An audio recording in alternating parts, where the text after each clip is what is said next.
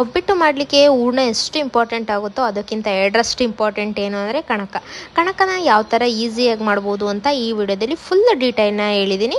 ಈ ಥರ ರಬ್ಬರ್ ಥರ ಇರಬೇಕು, ಯಾವುದೇ ಥರ ಹೀಗೆ ಕಟ್ಟಾಗೋ ಥರ ಇರಬಾರ್ದು. ಅಷ್ಟು ಚೆನ್ನಾಗಿ ಎಳ್ಳಿದ್ರೇ ತುಂಬ ಸೂಪರ್ ಟೇಸ್ಟಿ ಆದಂತಹ ಸಾಫ್ಟ್ ಆದಂಥ ಒಬ್ಬಟ್ಟು ನಮಗೆ ರೆಡಿ ಆಗುತ್ತೆ. ಈ ಥರ ಕಣಕ ಮಾಡಲಿಕ್ಕೆ ಮೊದಲಿಗೆ ಈ ಬೌಲ್ ಮೆಜರ್ಮೆಂಟಲ್ಲಿ 2 ಬೌಲ್ ಆಗುವಷ್ಟು ಮೈದಾನ ತಗೊಂಡಿದ್ದೀನಿ.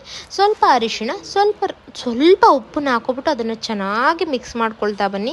ಆ ಅರಿಶಿಣ ಮತ್ತು ಉಪ್ಪು ಆ ಹಿಟ್ಟಿನೊಂದಿಗೆ ಬೆರಿಬೇಕು. ನಂತರ ಅದಕ್ಕೆ ಕಲಿಸ್ಲಿಕ್ಕೆ ಎಷ್ಟು ಅವಶ್ಯಕತೆ ಇದೆ ಅನಿಸುತ್ತೆ ಅಷ್ಟನ್ನು ಸ್ವಲ್ಪ ನೀರನ್ನು ಹಾಕೊಬಿಟ್ಟು ಮೊದಲು ಈ ಥರ ಕಲಸಿ ಇಟ್ಕೊಳ್ಳಿ. ನಂತರ ಇದು ಕೈಗೆ ಈ ಥರ ಅಂಟೋ ಥರನೇ ಕಲಿಸ್ಕೋಬೇಕು. ನಂತರ ಇದು ಆಲ್ಮೋಸ್ಟ್ ನೋಡ್ತಾ ಇರ್ಬೋದು ನೀವು ಎಷ್ಟು ಅಂಟ್ತಾ ಇದೆ, ಕೈಗೆಲ್ಲ ಫುಲ್ ರಬ್ಬರ್ ಥರ ಅಂಟ್ತಾ ಇದೆ.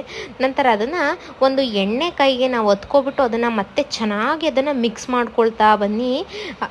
ನಾದಬೇಕು, ಅಮ್ಕಿ ನಾದ್ಕೊಳ್ಳಿ ಚೆನ್ನಾಗಿ.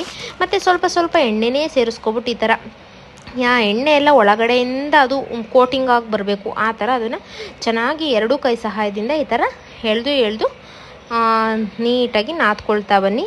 ಇದು ಆಲ್ಮೋಸ್ಟ್ ನೀವು ನೋಡ್ತಾ ಇರ್ಬೋದು ತುಂಬ ಒಂದು 10 ಮಿನಿಟ್ಸ್ ಬಿಡದೆ ಇದೇ ಥರ ಮಾಡ್ತಾನೇ ಇರಿ, ತುಂಬ ಟೇಸ್ಟಿಯಾಗಿ ಬರುತ್ತೆ.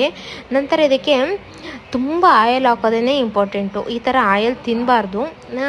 ಒಂದು 6 ತಿಂಗಳಿಗೆ ಒಂದ್ಸತಿ ಈ ಥರ ಒಬ್ಬಟ್ಟೆಲ್ಲ ತಿಂದರೆ ಏನೂ ಆಗೋಲ್ಲ. ಒಂದ್ಸತಿ ಟ್ರೈ ಮಾಡಿ. ಸ್ವಲ್ಪ ಆಯಿಲ್ನ ಹಾಕ್ಬಿಟ್ಟು ಅದನ್ನು ಚೆನ್ನಾಗಿ ಇನ್ನೊಂದು ಸತಿ ಮಿಕ್ಸ್ ಮಾಡಿಬಿಟ್ಟು ಲಿಡ್ನ ಕ್ಲೋಸ್ ಮಾಡಿಬಿಟ್ಟು ಒಂದು 1 ಅವರ್ ಎತ್ತಿಟ್ಟಿದ್ದೀನಿ. ನಂತರ ನೀವು ನೋಡ್ಬೋದು ಎಷ್ಟು ಸಾಫ್ಟ್ ಆದಂಥ ರಬ್ಬರ್ ಥರ ಇರುವಂತಹ ಕಣಕ ರೆಡಿಯಾಗಿದೆ ಅಂದರೆ ಒಬ್ಬಟ್ಟು ಮಾತ್ರ ತುಂಬ ಸೂಪರ್ ಟೇಸ್ಟಿಯಾಗಿ ಬರುತ್ತೆ. ಈ ಥರ ಕಣಕ ರೆಡಿ ಮಾಡ್ಕೊಂಡ್ರೆ ಒಂದ್ಸತಿ ಈ ಥರ ಟ್ರೈ ಮಾಡಿ, ಈ ಥರ ಮೆಜರ್ಮೆಂಟಲ್ಲಿ ಟ್ರೈ ಮಾಡಿ. ಇಷ್ಟು ಆಯಿಲ್ ಹಾಕ್ಬಿಟ್ಟು ಎತ್ತಿಟ್ಟು ನೋಡ್ತಾ ಇರ್ಬೋದು ನೀವು. Wow, thank you for watching.